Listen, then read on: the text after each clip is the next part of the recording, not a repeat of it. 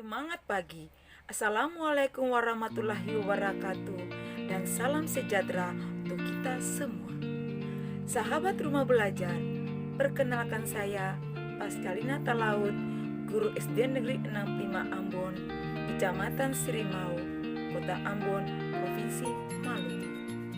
Sahabat rumah belajar, sejak pandemi COVID-19 dan diberlakukan social distancing, siswa-siswi saya diliburkan sehingga harus tinggal dan belajar di rumah.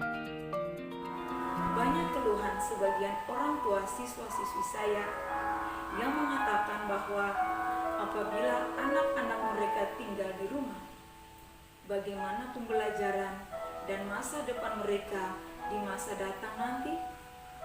Pesimisme dari sebagian orang tua ini membuat saya harus menemukan solusi untuk menghilangkan anggapan tersebut. Munculnya gagasan saya untuk menggunakan beberapa sumber belajar yang dapat digunakan oleh siswa-siswi saya. Ada beberapa aplikasi yang saya gunakan, yang kemudian saya mengintegrasikan dalam proses belajar di rumah bagi siswa-siswi saya. Aplikasi tersebut antara lain WhatsApp, yang merupakan sarana penyampaian informasi dan komunikasi tentang materi yang akan dibelajarkan. Yang kedua, aplikasi Zoom. Zoom digunakan sebagai video konferensi di mana ada pertemuan tatap muka secara klasikal. Untuk materi ajar yang saya gunakan adalah aplikasi dari portal Rumah Belajar dan siaran TV edukasi dari TVRI. Sedangkan untuk penilaian, saya menggunakan Quizizz dan Google Form.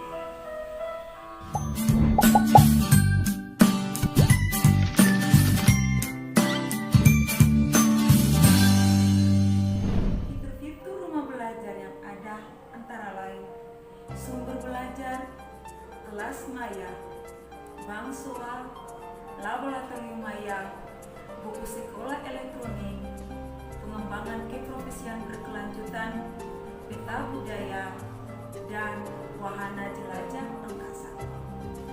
Sahabat rumah belajar, saat melaksanakan pembelajaran di rumah, saya menggunakan model pembelajaran problem based learning atau pembelajaran berbasis masalah.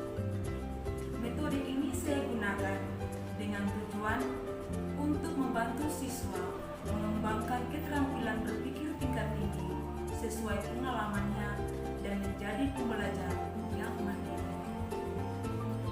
Adapun sintaks problem based learning antara lain: pertama, mengorientasi siswa kepada masalah.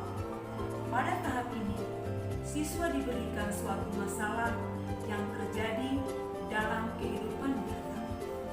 Tahap yang kedua, mengorganisasi siswa untuk belajar.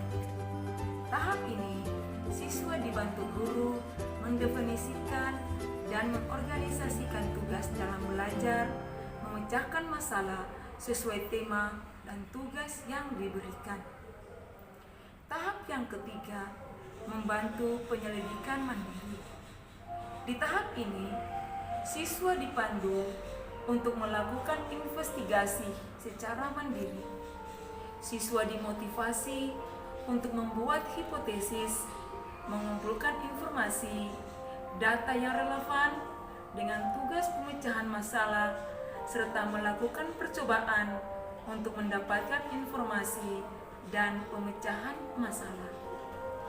Tahap yang keempat, mengembangkan dan mempresentasikan karya. Siswa dibantu guru merencanakan dan menyiapkan karya yang relevan sesuai tugas yang diberikan melalui karya poster dan laporan. Tahap yang kelima atau tahap yang terakhir, menganalisis dan mengevaluasi proses penyelesaian masalah. Siswa bersama guru melakukan refleksi terhadap hasil penyelidikan serta proses-proses pembelajaran yang telah dilaksanakan. Sahabat Rumah Belajar, berikut ini beberapa testimoni penggunaan fitur Rumah Belajar.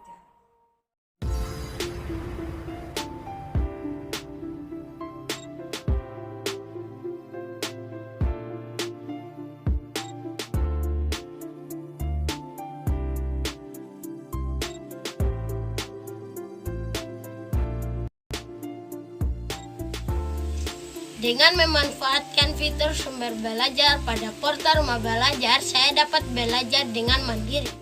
Melalui Rumah Belajar, saya dapat belajar di mana saja, kapan saja, dengan siapa saja. Terima kasih. Sahabat Rumah Belajar, pelajaran yang dapat kita ambil adalah banyak cara yang dapat digunakan oleh para guru dalam membantu siswa untuk belajar di rumah tanpa takut mereka ketinggalan dalam pembelajaran. Oleh sebab itu, dengan menggunakan portal Rumah Belajar, guru tetap dapat membantu siswa untuk terus berprestasi. Sahabat Rumah Belajar, marilah kita belajar di mana saja, kapan saja, dengan siapa saja. Semoga bermanfaat.